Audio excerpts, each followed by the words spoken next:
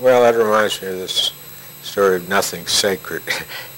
Remember, when we were living in Buffalo, this wonderful old lady, Mrs. Foreman, who became my friend and advisor, and she studied in a Zen monastery and stood on her head every day at 80.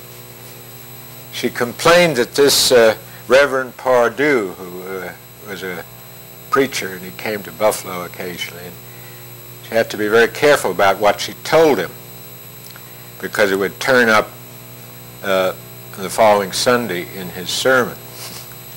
And when I relayed this to my wife Priscilla, who always had a knack of putting things, Priscilla said, "I see, for him nothing was sacred." Well, there are some things one regards as sacred, and this is why I'm asking you not to use this.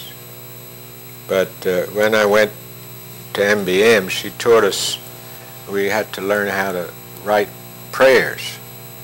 And it's very good practice. It peels off parts of yourself. You finally get down to what you really want. Well, in any case, it resulted in my dreaming a prayer. And the prayer was that I would know the knowledge of the universe.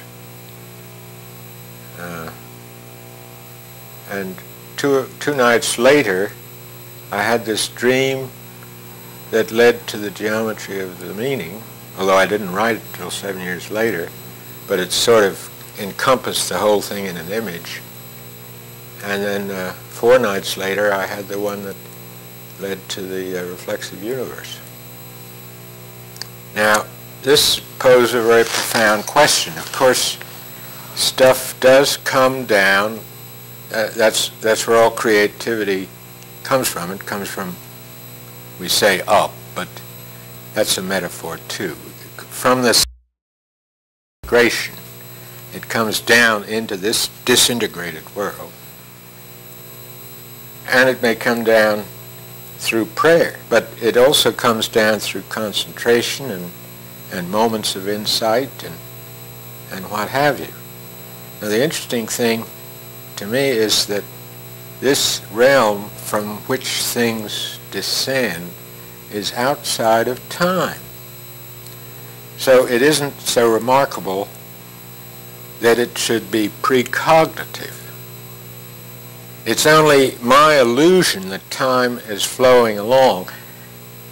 I got the first piece 7 years before I wrote the book. But up there, it's all together.